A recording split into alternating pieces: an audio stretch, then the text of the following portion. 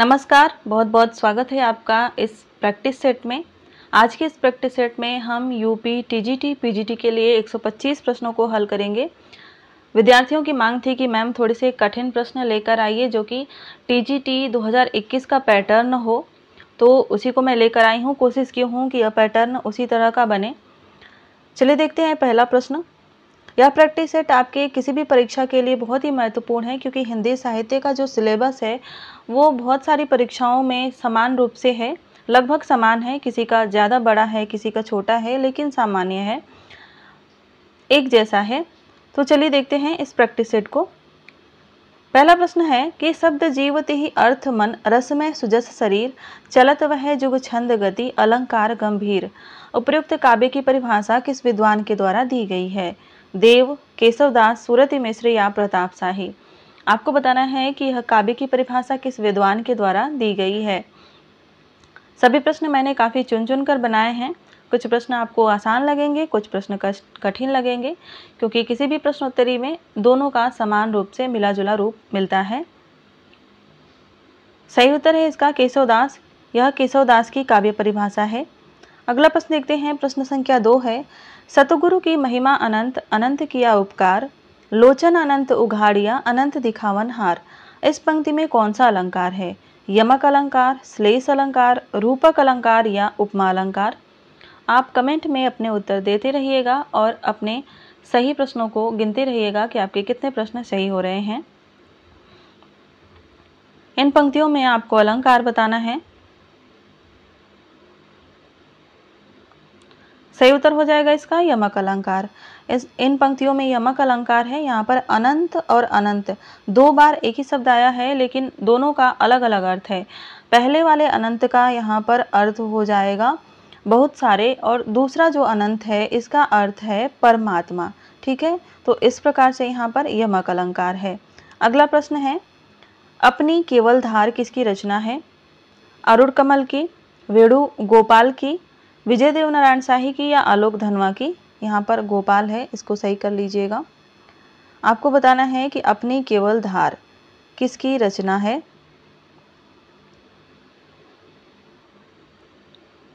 यह प्रश्न मैंने कम्युनिटी पोस्ट में भी आप लोगों से पूछा था। इसका सही उत्तर है अरुण कमल। अरुण कमल की रचना है अपनी केवल धार, 1980 में प्रकाशित हुई थी। अगला प्रश्न देख लेते हैं। प्रश्न संख्या 4 है, तार सप्तक में गिरिजा कुमार माथुर की कितनी कविताएं संकलित थीं?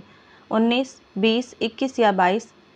हिंदी साहित्य का एक हिस्सा है तार सप्तक, जिससे हर परीक्षाओं में कुछ न कुछ प्रश्न जरूर पूछा जाता है। तो यहाँ आपको बताना है कि तार सप्तक में गिरिजा कुमार माथुर की कितनी कविताएं संकलित थीं? 19 थी, 20 थी, 21 थी या 22 थी।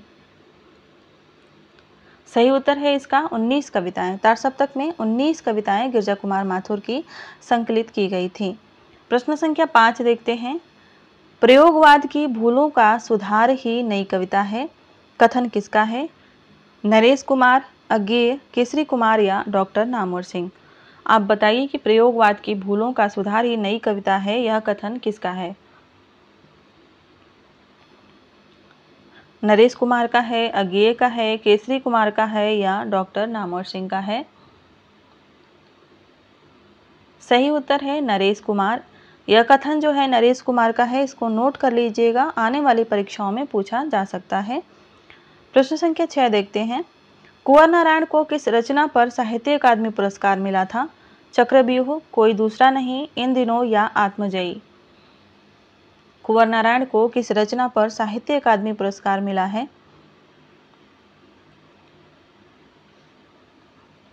सही उत्तर है इसका कोई दूसरा नहीं। कोई दूसरा नहीं के लिए इन्हें 1995 का साहित्य अकादमी पुरस्कार मिला था। यह रचना 1993 ईस्वी में प्रकाशित हुई थी, इसको नोट कर लीजिएगा। अगला प्रश्न है, प्रश्न संख्या 7 बताइए। सूरसागर में पदों की संख्या कितनी है? 4936, 4937, 4938 या 4940। सूरसागर में पदों की संख्या कितनी है? हिंदी साहित्य के लिए सूरसागर का बहुत ही महत्वपूर्ण स्थान रहा है। आपको इनमें पदों की संख्या बतानी है, कितने पद हैं। सही उत्तर है इसका 4936। 4936 पद हैं, 12 स्कंद हैं। ठीक है, 12 स्कंद हैं। यह भी कभी कभी पूछा जाता है कि कितने स्कंद हैं, तो इसमें 12 स्कंद हैं। इसका प्रकाशन काशी नागरी प्रचारी सभा द्वारा किया गया था और इसके संपादक थे आचार्य नंद दुलारे वाजपेयी जी। अगला प्रश्न बताइए, प्रश्न संख्या 8 है, नायक ऋतुपर्ण और नायिका सत्यवती के प्रेम का चित्रण किस रचना में मिलता है? मृगावती, सत्यवती कथा, मधुमालती या रूपमंजरी? ऋतुपर्ण और सत्यवती के प्रेम का चित्रण इनमें से किस रचना में मिलता है? सही उत्तर है इसका सत्यवती कथा। इसके लेखक जो हैं, इसके रचनाकार जो हैं ईश्वर दत्त हैं। ईश्वर दत्त द्वारा लिखित यह रचना है जिसका समय जो है 1501 ईस्वी है और इसकी भाषा कभी कभी पूछी जाती है परीक्षाओं में, तो इसकी भाषा जो है वह अवधी है, इसको भी आप लोग नोट कर लीजिएगा। अगला प्रश्न देख लेते हैं, प्रश्न संख्या 9 है। प्रश्न संख्या 9 बताइए कि माता प्रसाद गुप्त बीसल देव रासो का रचना काल कौन सा मानते हैं? 16वीं शताब्दी, 14वीं शताब्दी, 11वीं शताब्दी या 1155 ईस्वी? माता प्रसाद गुप्त ने इसका संपादन किया था बीसल देव रासो का, तो उनके अनुसार जो है बीसल देव रासो का रचना काल क्या है? 16वीं शताब्दी, 14वीं शताब्दी, 11वीं शताब्दी या 1155 ईस्वी? सही उत्तर है इसका 14वीं शताब्दी। माता प्रसाद गुप्त बीसल देव रासो का रचना काल 14वीं शताब्दी मानते हैं। वहीं 1155 ईस्वी का जो समय है इसको शुक्ल जी जो है बीसल देव रासो का रचना काल मानते हैं। ठीक है, इसको याद रखिएगा। अगला प्रश्न बताइए, प्रश्न संख्या 10 है, भैया कबीर उदास किसकी रचना है? उषा प्रियंवदा, ममता कालिया, मृदुला गर्ग या प्रभा खेतान? भैया कबीर उदास यह एक उपन्यास है और किसकी रचना है आपको बताना है। फटाफट अपने उत्तर कमेंट में देते रहिए क्योंकि परीक्षा में भी जो है काफ़ी कम समय मिलता है हमें सभी प्रश्नों को करने के लिए। भैया कबीर उदास जो है उषा प्रियंवदा की रचना है। उषा प्रियंवदा का उपन्यास है जो कि सन 2007 ईस्वी में प्रकाशित हुआ था। अगला प्रश्न बताइए, प्रश्न संख्या 11 है, प्रिया नीलकंठी किस विधा की रचना है? उपन्यास है, निबंध है, नाटक है या कहानी है? प्रिया नीलकंठी किस विधा की रचना है?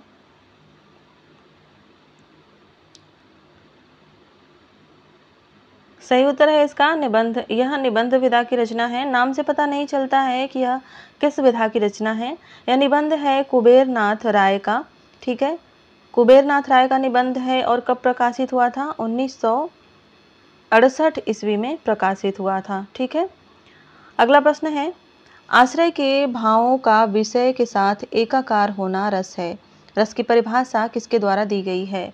शुक्ल जी के द्वारा, महावीर प्रसाद द्विवेदी के द्वारा, हजारी प्रसाद द्विवेदी के द्वारा या डॉक्टर नामवर सिंह के द्वारा? आश्रय के भावों का विषय के साथ एकाकार होना रस है। रस की यह परिभाषा है और आपको बताना है कि किस विद्वान के द्वारा दी गई है। सही उत्तर है इसका हजारी प्रसाद द्विवेदी। हजारी प्रसाद द्विवेदी ने कहा था कि आश्रय के भावों का विषय के साथ एकाकार होना रस है। ठीक है, प्रश्न संख्या 13 बताइए, आलंबन विभाव कितने प्रकार का होता है? 2 प्रकार का, 3 प्रकार का, 4 प्रकार का या 5 प्रकार का? आलंबन विभाव कितने प्रकार का होता है?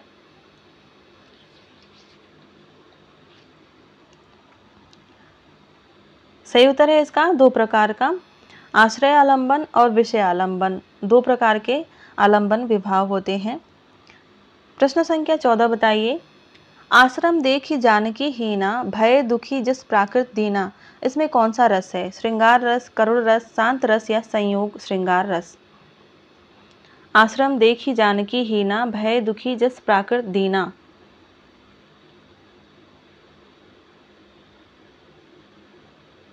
सही उत्तर है इसमें श्रृंगार रस। ठीक है, इसमें श्रृंगार रस है। हालांकि श्रृंगार रस के भेदों की बात करें तो यहाँ पर वियोग श्रृंगार रस होगा। ठीक है, यहाँ पर आश्रम में जब श्री राम आते हैं और जानकी जी को यानी सीता जी को उसमें नहीं पाते हैं तो वो एक सामान्य मनुष्य की तरह दुखी हो जाते हैं। ठीक है, तो यहाँ पर वियोग श्रृंगार रस है। अगला प्रश्न देखते हैं, प्रश्न संख्या 15। प्रश्न संख्या 15 है, आरोपवाद मत किसका है? भट्टलोलट का, शंकुक का, भट्टनायक का या अभिनव गुप्त का? आरोपवाद किसका मत है?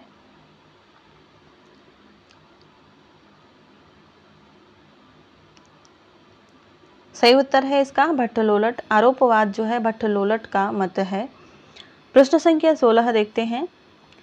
कामायनी का पुनर्मूल्यांकन किसका आलोचनात्मक ग्रंथ है? मुक्तिबोध का, रामस्वरूप चतुर्वेदी का, डॉक्टर बच्चन सिंह का या विश्वनाथ त्रिपाठी का? कामायनी का पुनर्मूल्यांकन किसका आलोचनात्मक ग्रंथ है?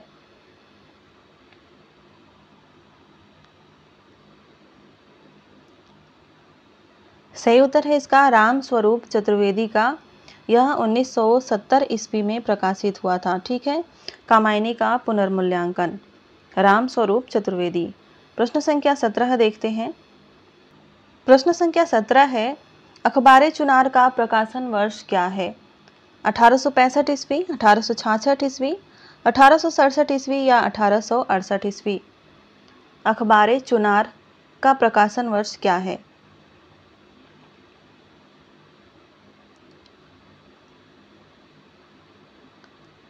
सही उत्तर है इसका 1866 ईस्वी।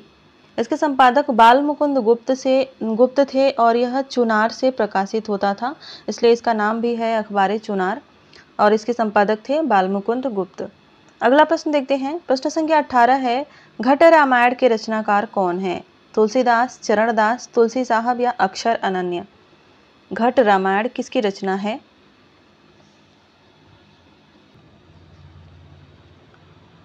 सही उत्तर है इसका तुलसी साहब। घट रामायण जो है तुलसी साहब की रचना है। इनकी अन्य रचनाएं जो है शब्दावली है। एक रचना जो है इनकी शब्दावली पूछी जाती है। एक रचना इनकी है पद्मसार। तुलसी साहब जो हैं बहुत ही महत्वपूर्ण कवि हुए हैं। एक रचना इनकी पद्मसार है और एक रत्नसागर है। ठीक है, प्रश्न संख्या 19 की तरफ बढ़ते हैं। प्रश्न संख्या 19 बताइए कि निम्नलिखित में से कौन सा सुमेलित नहीं है? नवल सिंह रामचंद्र विलास, लाल दास अवध विलास, चतुर्भुज दास मधुमालती और लाल कवि सुजान चरित्र। इसमें से कौन सा सुमेलित नहीं है आपको बताना है। यह बहुत ही महत्वपूर्ण प्रश्न है, आप देख सकते हैं। आपको बताना है कि इसमें कौन सा सही हो जाएगा। इसमें कौन सा ऑप्शन सही होगा, कौन सा जो है सुमेलित नहीं है। ध्यान दीजिएगा, सुमेलित है नहीं लगाना है आपको, सुमेलित नहीं है बताना है। सही उत्तर है इसका लाल कवि सुजान चरित। यह जो है लाल कवि की रचना नहीं है। सुजान चरित जो है सूदन की रचना है, जो कि एक प्रबंध काव्य है। यहाँ पर जो मधुमालती है चतुर्भुज दास की, इसका समय अलग है। यह मंझन मिश्र की मधुमालती नहीं है, यह 1780 में चतुर्भुज दास की मधुमालती है। अगला प्रश्न देखते हैं। प्रश्न संख्या 20 है, निम्नलिखित में से बोधा के आश्रयदाता कौन थे? जयपुर के राजा केसरी सिंह, महाराज नाना राव, स्वरूप सिंह बुंदेला या पन्ना नरेश महाराजा खेत सिंह? इसमें से बोधा के आश्रयदाता राजा कौन थे? बोधा को बुद्धिसेन भी कहा जाता था।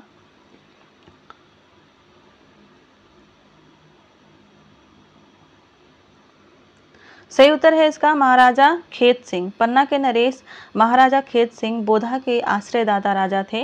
वहीं बात करें जयपुर के राजा केसरी सिंह की, तो यह ठाकुर के आश्रयदाता राजा थे। और महाराजा नाना राव जो थे वह बेनी प्रवीण के जो थे आश्रयदाता राजा थे। बेनी प्रवीण बहुत ही महत्वपूर्ण कवि हुए हैं। और स्वरूप सिंह बुंदेला यह जो है मतीराम के आश्रयदाता राजा हैं। ठीक है, इन सभी को आप लोग याद रखिएगा। प्रश्न संख्या 21 देखते हैं। दयानंद सरस्वती द्वारा आर्य समाज की स्थापना कब की गई थी?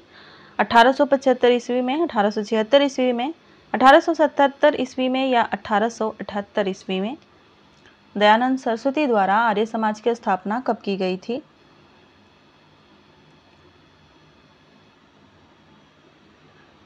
सही उत्तर है इसका 1875 ईस्वी में। आर्य समाज की स्थापना कहाँ की गई थी? बम्बई, जिसको उस समय तो बम्बई कहा जाता था, इस समय मुंबई कहा जाता है। अगला प्रश्न है प्रश्न संख्या 22।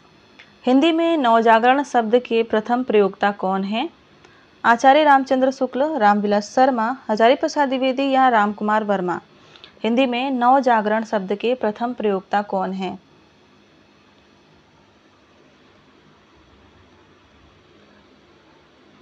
कमेंट में अपने उत्तर बताइए। हिंदी में नवजागरण शब्द के प्रथम प्रयोक्ता कौन हैं? सही उत्तर है इसका रामविलास शर्मा। रामविलास शर्मा ने अपनी रचना महावीर प्रसाद द्विवेदी और हिंदी नवजागरण, इस नाम की रचना में इन्होंने नवजागरण शब्द का सबसे पहले प्रयोग किया था। अगला प्रश्न देखते हैं। प्रश्न संख्या 23 है। शुक्ल जी के इतिहास ग्रंथ प्रकरण 2 नई धारा प्रथम उत्थान का समय सीमा क्या है? संवत 1925 से 1945, संवत 1925 से 1950, संवत 1935 से 1955 या संवत 1940 से 1960। शुक्ल जी के इतिहास ग्रंथ प्रकरण 2 नई धारा प्रथम उत्थान, इसका समय सीमा क्या है? सही उत्तर है संवत 1925 से 1950 नई धारा प्रथम उत्थान का समय है। द्वितीय उत्थान का समय 1950 से 1975 तक माना जाता है। अगला प्रश्न देखते हैं। प्रश्न संख्या 24 बताइए, निम्न में से कौन सी रचना खड़ी बोली में है? फूलों का गुच्छा, प्रेम मालिका, विजय वल्लरी, प्रेम माधुरी।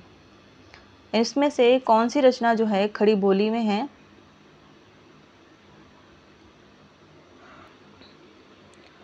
ये सभी जो हैं भारतेंदु हरिश्चंद्र की रचनाएं हैं और फूलों का गुच्छा जो है खड़ी बोली में लिखी गई हैं, बाकी तीनों जो है ब्रजभाषा में हैं। भारतेंदु हरिश्चंद्र ने गद्य के लिए तो खड़ी बोली रखा था, लेकिन कविताओं के लिए वह ब्रजभाषा का प्रयोग करते थे और इसमें से दशरथ विलाप, फूलों का गुच्छा जो है खड़ी बोली में है। प्रश्न संख्या 25 देखते हैं। द्विवेदी युग की विशेषता इनमें से कौन सी नहीं है? राष्ट्रीयता की नवीन धारणा, इतिवृत्तात्मकता, समस्या पूर्ति या विषयगत वैविध्य। इसमें से द्विवेदी युग की विशेषता कौन सी नहीं है?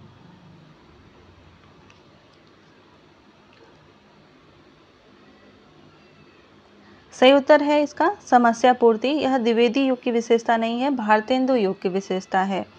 अगला प्रश्न देख लेते हैं। प्रश्न संख्या 26 बताइए, संबूक की हत्या किसका नाटक है? विष्णु प्रभाकर, शिव प्रसाद सिंह, नरेंद्र कोहली या शरद जोशी।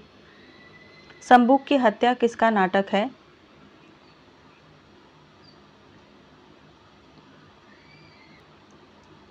सही उत्तर है नरेंद्र कोहली। यह नरेंद्र कोहली का नाटक है। अगला प्रश्न बताइए। प्रश्न संख्या 27 है। निम्न में से कौन सा सही सुमेलित नहीं है? हिंदी में उपन्यास, उर्दू में नावल, मराठी में उपन्यास या गुजराती में नवल कथा। इसमें से कौन सा सुमेलित नहीं है?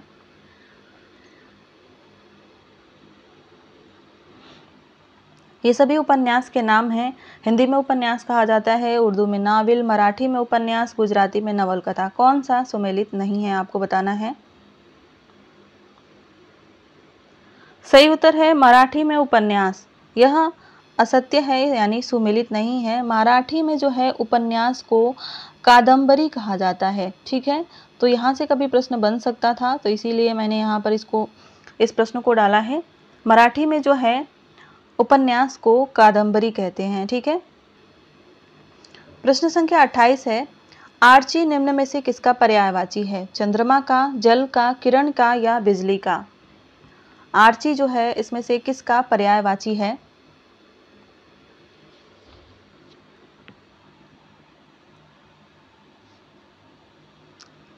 सही उत्तर है इसका किरण। किरण का पर्यायवाची है आर्ची। आर्ची के यानी किरण के अन्य पर्यायवाची शब्द जो हैं, एक है मरीच, मरीच भी कहते हैं किरण को, रश्मि भी कहते हैं। ठीक है, रश्मि तो बहुत ही प्यारा नाम हो जाता है किरण का। अंशु भी कहते हैं किरण को। ये सभी पर्यायवाची जो हैं परीक्षाओं में पूछे जाते हैं। मयूख भी कहते हैं। ठीक है, एक होता है मयूख, यह भी किरण को कहते हैं। कर भी कहते हैं किरण को। ठीक है, तो ये सभी किरण के पर्यायवाची हैं। ठीक है, अगला प्रश्न देखते हैं। प्रश्न संख्या 29। खदान के काम की देखभाल करने वाला के लिए एक शब्द क्या है? अयाचित, आकरिक, चौकीदार या आपड़िक। खदान के काम की देखभाल करने वाला, ठीक है, इसके लिए एक शब्द क्या होगा? अयाचित, आकरिक, चौकीदार या आपड़िक।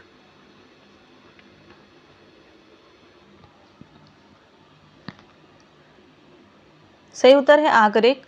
उसके लिए आकरिक शब्द का प्रयोग किया जाता है।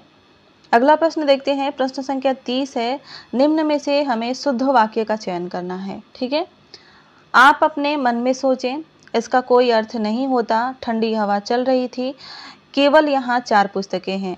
आपको इसमें से शुद्ध वाक्य का चयन करना है। ठीक है,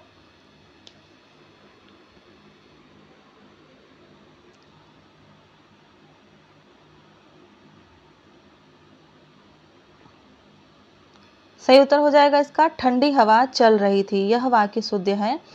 बात करें ऑप्शन नंबर ए की, आप अपने मन में सोचें, यह अशुद्ध है। इस तरह यह होगा आप मन में सोचें, इस तरह से यह शुद्ध होगा। इसका कोई अर्थ नहीं होता, यह अशुद्ध है। वाक्य होगा इसका कुछ अर्थ नहीं होता।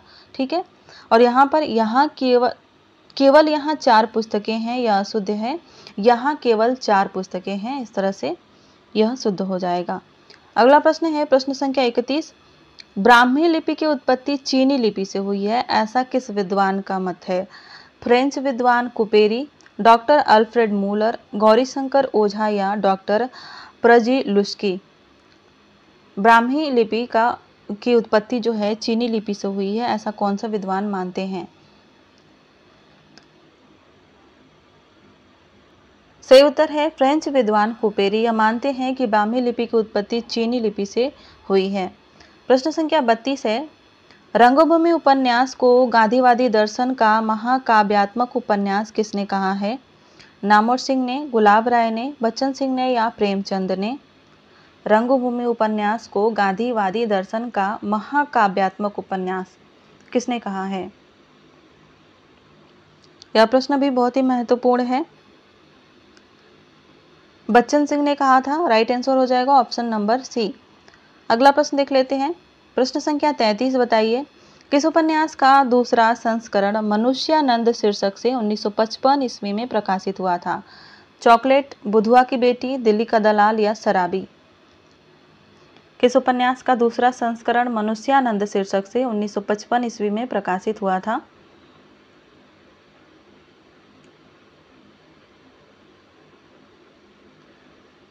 सही उत्तर है इसका बुधवा की बेटी। यह जो है 1955 ईस्वी में इसका नाम जो है बदलकर मनुष्यानंद कर दिया गया था। ये सभी जो हैं उग्र के उपन्यास हैं। ठीक है, पांडे बेचन शर्मा उग्र जी के।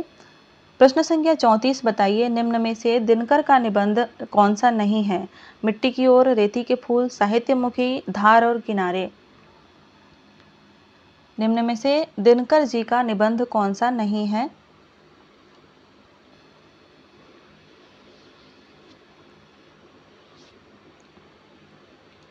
सही उत्तर है इसका धार और किनारे। यह जो है रामधारी सिंह दिनकर का निबंध नहीं है, यह अज्ञेय जी का निबंध है। ठीक है, कब प्रकाशित हुआ था यह भी पूछा जा सकता है, तो 1982 में प्रकाशित हुआ था यह। ठीक है, अगला प्रश्न प्रश्न संख्या 35 है, नामवर सिंह के किस ग्रंथ का प्रकाशन वर्ष सुमेलित नहीं है? छायावाद 1955, कविता के नए प्रतिमान 1968, दूसरी परंपरा की खोज 1985 या आलोचक के मुख से 2005 में। ठीक है, आपको बताना है इसमें से किस रचना का जो समय है वह सुमेलित नहीं है।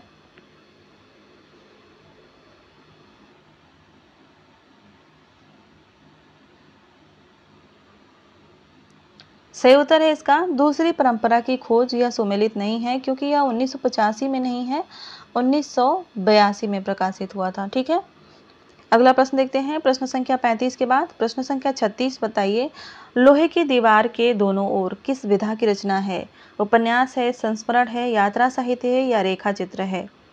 लोहे की दीवार के दोनों ओर।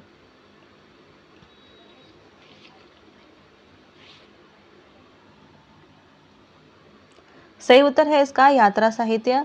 यह यात्रा साहित्य यशपाल का है। ठीक है, जो कि 1953 ईस्वी में प्रकाशित हुआ था, लोहे की दीवार के दोनों ओर।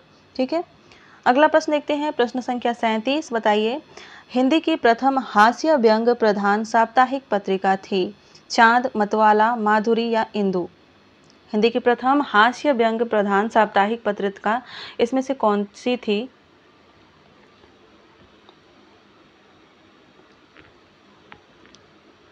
सही उत्तर है इसका मतवाला। यह हिंदी की प्रथम हास्य व्यंग्य प्रधान साप्ताहिक पत्रिका मानी जाती है, जो कि कलकत्ता से प्रकाशित होती थी 1923 से। ठीक है, मतवाला पत्रिका के जो संस्थापक थे वह थे महादेव प्रसाद सेठ।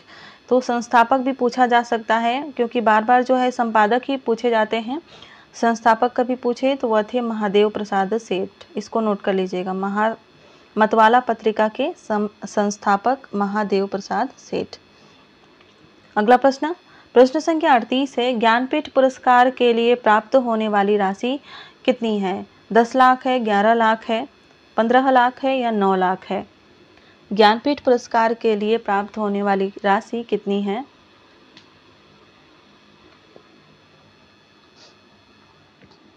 सही उत्तर है 11 लाख। ज्ञानपीठ पुरस्कार प्राप्त करने वाले को 11 लाख रुपए नगद, एक प्रशस्ति पत्र और एक वाग्देवी की कांस्य प्रतिमा दी जाती है।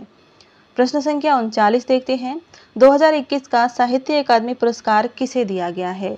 चित्रा मुद्गल को, नंदकिशोर आचार्य को, अनामिका को या दया प्रसाद सिन्हा को? 2021 का साहित्य अकादमी पुरस्कार किसे दिया गया है?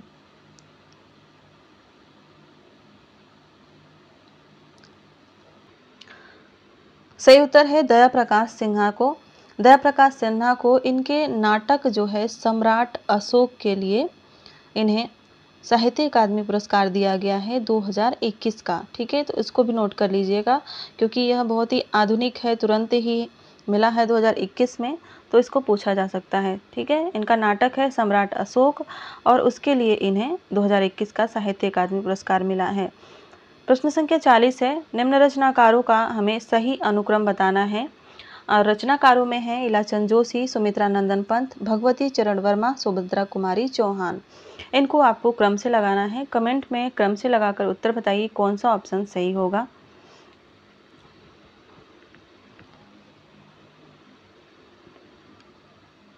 सबसे पहले सन देख लेते हैं। सुमित्रा नंदन पंत की बात करें तो इनका समय सन 1900 है।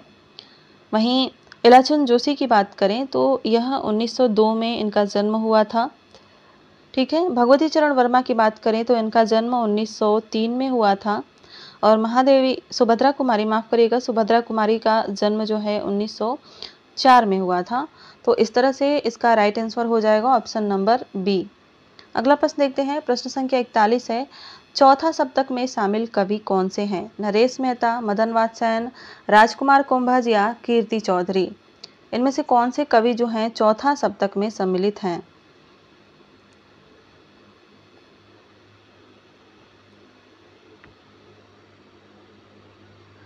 सही उत्तर है इसका राजकुमार कुंभज। यह चौथा सप्तक के कवि हैं।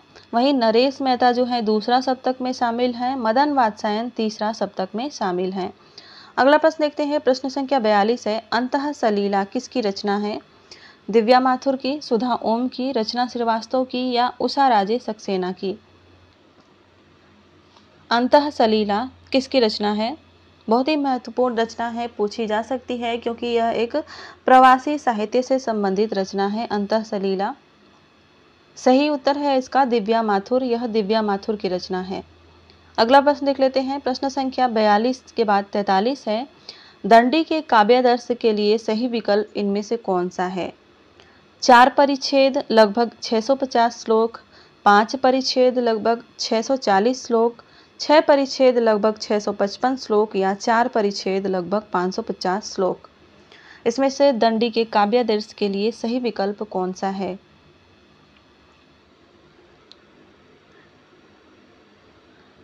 इन प्रश्नों को बहुत ही बारीकी से मैंने बनाया है, काफ़ी मेहनत लगी है इन प्रश्नों को बनाने में। तो अगर आपको क्लास अच्छी लग रही हो तो अपने दोस्तों के साथ भी इस क्लास को शेयर करिएगा।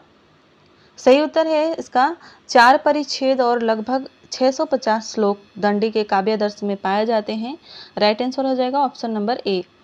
अगला प्रश्न है प्रश्न संख्या 44, शब्दार्थो वपुरस्य शब्दार्थ वपुस्ताक काव्य, काव्य लक्षण यह किस विद्वान का है? ठीक है, विश्वनाथ का है, विद्याधर का है, जयदेव का है या हेमचंद्र का है?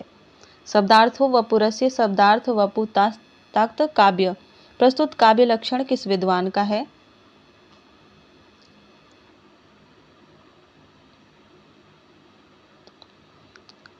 सही उत्तर है विद्याधर। यह काव्य लक्षण विद्याधर के द्वारा दिया गया है। प्रश्न संख्या 45 बताइए। जब सिंह तलवार लेकर उतरा तो गीदड़ भाग गए। इस वाक्य में कौन सी शब्द शक्ति होगी? अभिधा, लक्षणा, व्यंजना या इनमें से कोई नहीं। जब सिंह तलवार लेकर उतरा तो गीदड़ भाग गए। इस वाक्य में कौन सी शब्द शक्ति होगी?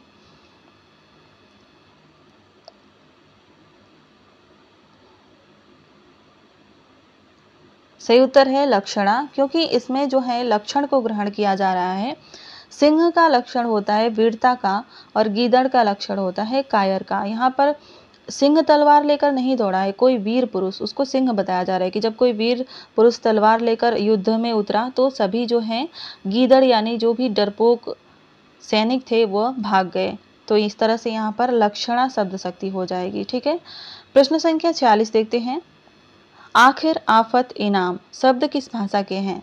अरबी के, फारसी के, अंग्रेजी के या पुर्तगाली के? आखिर, आफत, इनाम किस भाषा के शब्द हैं?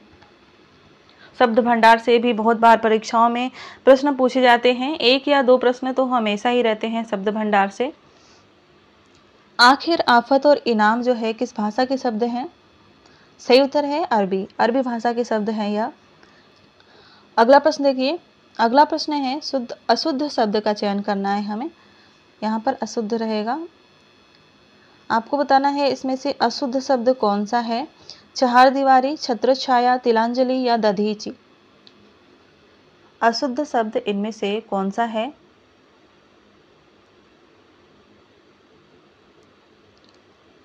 सही उत्तर है इसका तिलांजलि। तिलांजलि जो है अशुद्ध शब्द है, क्योंकि यहाँ पर तिलांजलि पे ल पर छोटी की मात्रा रहेगी। तिलांजलि इस तरह से लिखा जाएगा। ठीक है, इसलिए यहाँ पर तिलांजलि जो है अशुद्ध है। बाकी सभी शब्द जो हैं शुद्ध हैं। चहारदीवारी होता है, छत्रछाया होता है और दधीचि इस तरह से लिखा जाता है। अगला प्रश्न बताइए। प्रश्न संख्या 48 है। दृष्टि का सही संधि विच्छेद क्या होगा? यह दृष्टि शब्द है, इसका सही संधि विच्छेद क्या होगा? Option A, option B, option C या ऑप्शन डी? दृष्टि का सही संधि विच्छेद क्या होगा? सही उत्तर है ऑप्शन नंबर ए। यह दृष्टि का सही संधि विच्छेद है। दृश्य प्लस ती दृष्टि होता है, व्यंजन संधि इसमें है, तो इसको भी आप लोग नोट करिएगा। अगला प्रश्न देखते हैं। प्रश्न संख्या 49 है। तरंग का पर्यायवाची कौन सा है? नीर, आदित्य, दाव या वीची? तरंग का पर्यायवाची इनमें से कौन सा है?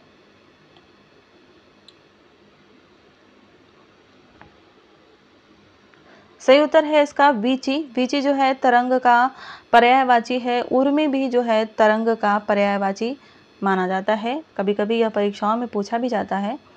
प्रश्न संख्या 50 है। निम्न में से कौन सा विलोम शब्दों का जोड़ा अशुद्ध है? बर्बर, सभ्य, व्यष्टि, समष्टि, विनीत, दयालु, मसृण, रुक्ष?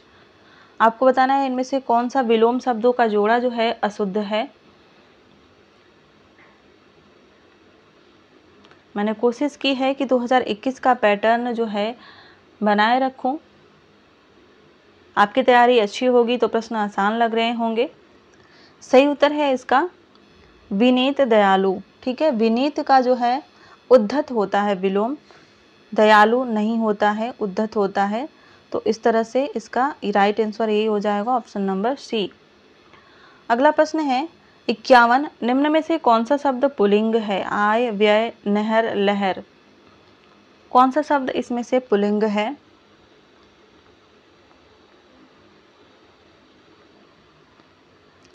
सही उत्तर है इसका व्यय। व्यय जो है यह पुल्लिंग है।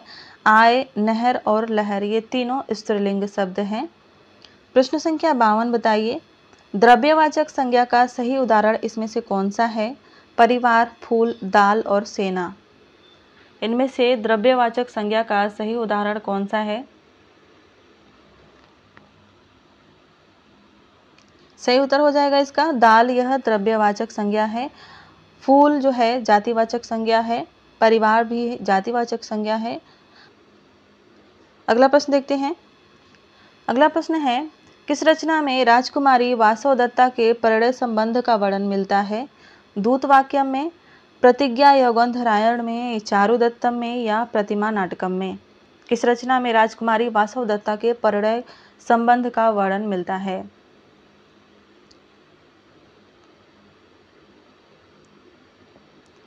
सही उत्तर है प्रतिज्ञा यौगंध रायण में। यह भास द्वारा लिखित एक नाटक है जिसमें 4 अंक हैं, ठीक है, और इसमें राजकुमारी वासव दत्ता के प्रणय संबंध का वर्णन मिलता है।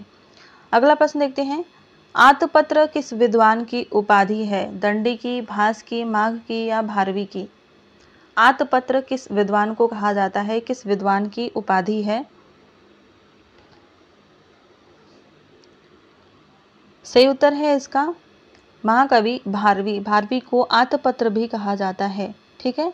प्रश्न संख्या 55 देखते हैं। 55 है, जगतः जगतो जगताम किस विभक्ति के वचन हैं? पंचमी, षष्ठी, सप्तमी या चतुर्थी?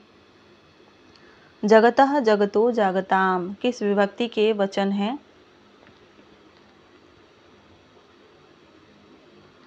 सही उत्तर है षष्ठी। षष्ठी विभक्ति में जगतः जगतो जगताम होता है। प्रश्न संख्या 56 देखते हैं। गंगा शब्द में किस प्रत्यय का प्रयोग हुआ है? टाप प्रत्यय, डाप प्रत्यय, अड़ प्रत्यय या डीप प्रत्यय? गंगा शब्द में किस प्रत्यय का प्रयोग हुआ है? संस्कृत व्याकरण से यह प्रश्न है और आपको बताना है गंगा शब्द में किस प्रत्यय का प्रयोग हुआ है। सही उत्तर हो जाएगा टाप प्रत्यय। इसमें गंगा शब्द का प्रयोग इससे बना है गंगा शब्द। अगला प्रश्न देखते हैं। प्रश्न संख्या 57 है, कृष्ण गीतावली में पदों की संख्या क्या है? 60, 61, 62 या 63?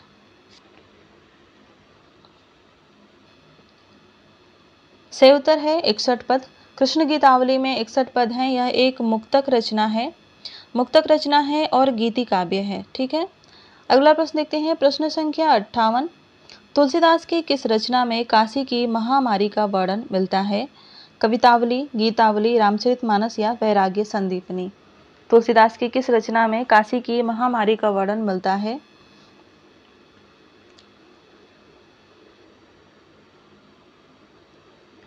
सही उत्तर हो जाएगा इसका कवितावली। कवितावली में जो है काशी की महामारी का वर्णन मिलता है। हनुमान बाहु को कवितावली का ही एक भाग माना जाता है। प्रश्न संख्या 59 देखते हैं। प्रश्न संख्या 59 बताइए, प्रमुख काव्य रचनाओं का सही अनुक्रम क्या है?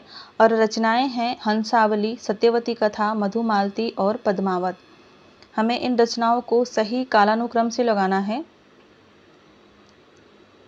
कमेंट में अपने उत्तर बताइए कौन सा ऑप्शन सही हो जाएगा इसका।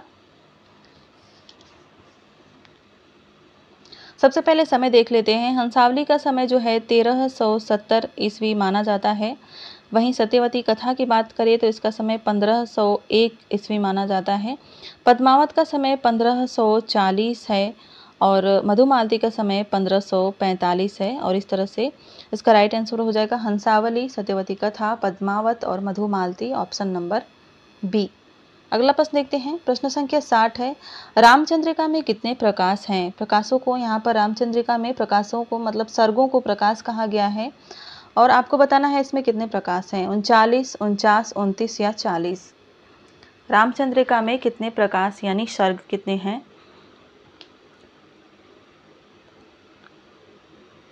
सही उत्तर है 39।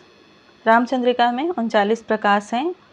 प्रश्न संख्या 61 है, सूरदास की कविता में हम विश्वव्यापी राग सुनते हैं, वह राग मनुष्य के हृदय का सूक्ष्म उद्गार है। यह कथन किस विद्वान का है? आचार्य शुक्ल जी का, हजारी प्रसाद द्विवेदी का, रामकुमार वर्मा का या गुलाब राय का?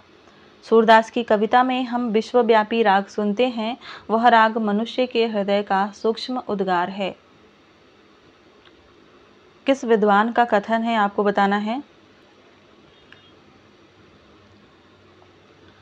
सही उत्तर है इसका रामकुमार वर्मा। यह रामकुमार वर्मा का कथन है सूरदास की कविता के लिए और बहुत ही महत्वपूर्ण प्रश्न है, इसको महत्वपूर्ण कथन है, इसको नोट कर लीजिएगा। प्रश्न संख्या 62 देखते हैं। रात के उनीदे अरसाते मदमाते राते अति कजरारे दृग तेरे यूं सुहात है, किसकी पंक्ति है? घनानंद, बोधा, आलम या रसलीन? किसकी पंक्तियां हैं? यह रीतिकालीन पंक्तियां हैं। रात के उनीदे अरसाते मदमाते राते अति कजरारे दृग तेरे यूं सुहात है। सही उत्तर है आलम। यह पंक्तियां आलम की हैं। राइट आंसर हो जाएगा ऑप्शन नंबर सी। अगला प्रश्न देखते हैं। प्रश्न संख्या 63 है। जस संपत्ति आनंद अति दुखिन डारे खोए होत कवित ये चतुराई जगत राम बस होए। काव्य प्रयोजन किस विद्वान का है? यह काव्य प्रयोजन की परिभाषा है और किस विद्वान द्वारा दी गई है? देव के द्वारा, चिंतामणि के द्वारा, श्रीपति के द्वारा या कुलपति मिश्र के द्वारा? काव्य प्रयोजन की यह परिभाषा किस विद्वान के द्वारा दी गई है? जस संपत्ति आनंद अति दुखिन डारे खोए होत कवित ये चतुराई जगत राम बस होए। सही उत्तर है इसका कुलपति मिश्र। काव्य प्रयोजन की यह परिभाषा कुलपति मिश्र के द्वारा दी गई है। प्रश्न संख्या 64 देखते हैं। नवलोक में उल्लास, सुमनावली में हास, खगवृंद में कल्लोल, लाई उषा अनमोल, इसमें कौन सा छंद है? चौपई, चौपाई, तोमर या रूपमाला? आपको बताना है इन पंक्तियों में कौन सा छंद है। चौपई है, चौपाई है, तोमर है या रूपमाला है? सही उत्तर है तोमर छंद। इन पंक्तियों में तोमर छंद है। तोमर छंद के प्रत्येक चरण में 12 मात्रा होती है और अंत में जो है गुरु और लघु होते हैं। ठीक है, अगला प्रश्न देखते हैं। प्रश्न संख्या 65। निम्नलिखित में से ध्वनि विरोधी आचार्य कौन है? मम्मट, धनंजय, पामट या ध्रुदट? आपको बताना है इसमें से ध्वनि विरोधी विद्वान कौन सा है? मम्मट है, धनंजय है, वामन है या रुद्रट है?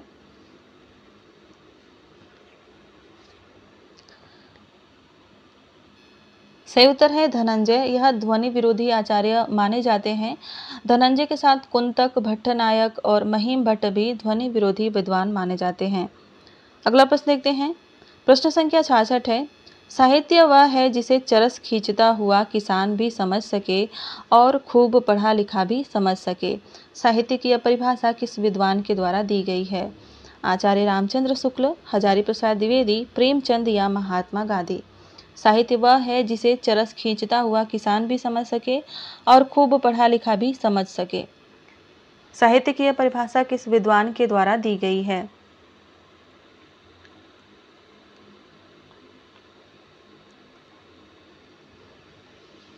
सही उत्तर है इसका महात्मा गांधी। महात्मा गांधी ने कहा था कि साहित्य वह है जिसे चरस खींचता हुआ किसान भी समझ सके और खूब पढ़ा लिखा भी समझ सके। अगला प्रश्न देखते हैं। प्रश्न संख्या 67 है। अर्पित हो मेरा मनुज काय, बहुजन हिताय बहुजन सुखाय, किसका काव्य प्रयोजन है? शुक्ल जी का, हरिऔध का, गुप्त जी का या भारतेंदु हरिश्चंद्र का? आचार्य रामचंद्र शुक्ल जी का, अयोध्या सिंह उपाध्याय हरिऔध का, मैथिली शरण गुप्त का या भारतेंदु हरिश्चंद्र का?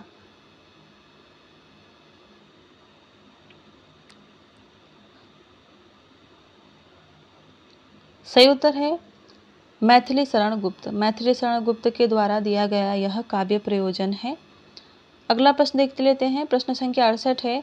मम्मट काव्य दोषों की संख्या कितनी मानते हैं? 10 मानते हैं, 40 मानते हैं, 70 मानते हैं या 43 मानते हैं? मम्मट जो है काव्य दोषों की संख्या कितनी मानते हैं?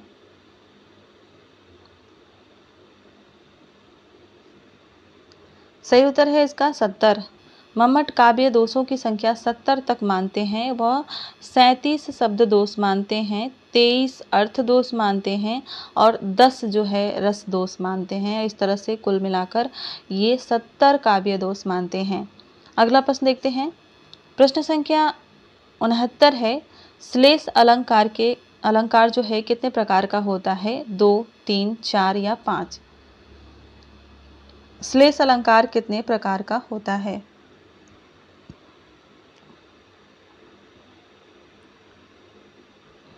सही उत्तर है 2 प्रकार का। श्लेष अलंकार 2 प्रकार का होता है, सभंग पद श्लेष और अभंग पद श्लेष। बढ़ते हैं अगले प्रश्न की तरफ। प्रश्न संख्या 70 देखते हैं। प्रश्न संख्या 70 बताना है आपको। उदय प्रकाश को किस रचना पर साहित्य अकादमी पुरस्कार मिला है? पीली छतरी वाली लड़की, तिरीच, पाल गोमरा का स्कूटर या मोहनदास? उदय प्रकाश को किस रचना पर जो है साहित्य अकादमी पुरस्कार मिला है?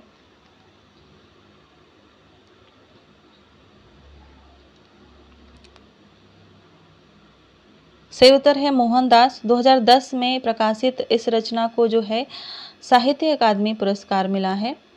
एक लंबी कहानी है यह मोहनदास। प्रश्न संख्या 71, किस समय से ज्ञानपीठ पुरस्कार संपूर्ण साहित्य के लिए दिया जाने लगा?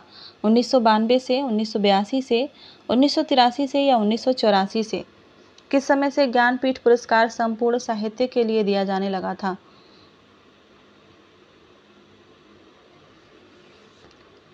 सही उत्तर है इसका 1983 से। इससे पहले जो है किसी विशेष रचना के लिए ज्ञानपीठ पुरस्कार दिया जाता था, लेकिन 1983 के बाद जो है संपूर्ण साहित्य के लिए दिया जाने लगा था। अगला प्रश्न देखते हैं। प्रश्न संख्या 72 है, नाच मेरी बुलबुल किसकी आत्मकथा है? चतुरसेन शास्त्री की, कमलेश्वर की, विष्णु प्रभाकर की या देवेंद्र सत्यार्थी की? नाच मेरी बुलबुल किसकी आत्मकथा है?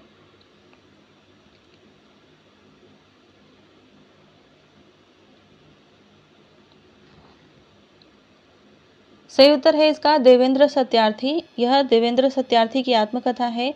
इनकी आत्मकथा 3 भागों में है।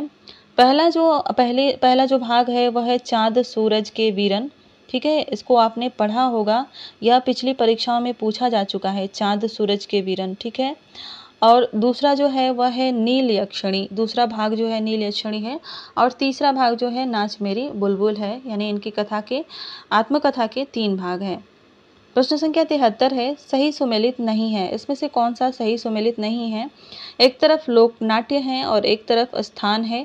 रासलीला उत्तर प्रदेश, स्वांग हरियाणा, तमाशा महाराष्ट्र और विदेशिया उत्तर प्रदेश। इसमें से कौन सा सुमेलित नहीं है आपको बताना है।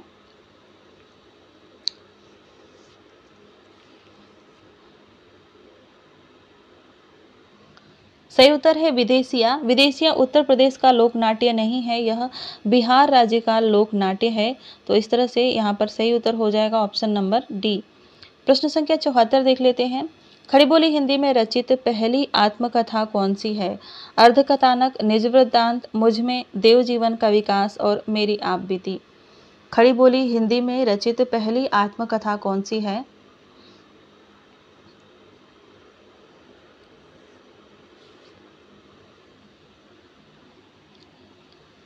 सही उत्तर है इसका ऑप्शन नंबर सी, मुझ में देव जीवन का विकास। यह खड़ी बोली हिंदी में रचित पहली आत्मकथा है सत्यानंद अग्निहोत्री की, जो कि 1910 ईस्वी में प्रकाशित हुई थी।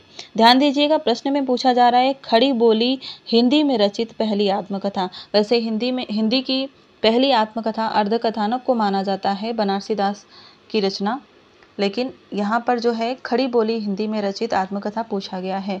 ठीक है, अगला प्रश्न देखते हैं। प्रश्न संख्या 75 है, जयशंकर प्रसाद के किस नाटक का समय गलत दिया हुआ है? सज्जन 1910, करुणालय 1911, राजश्री 1915 और विशाख 1921। जयशंकर प्रसाद के किस नाटक का समय गलत दिया गया है?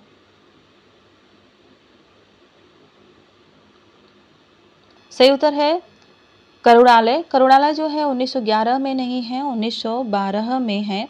ठीक है, इसमें सुनह सेप एवं राजकुमार रोहित की पौराणिक कथा का चित्रण किया गया है।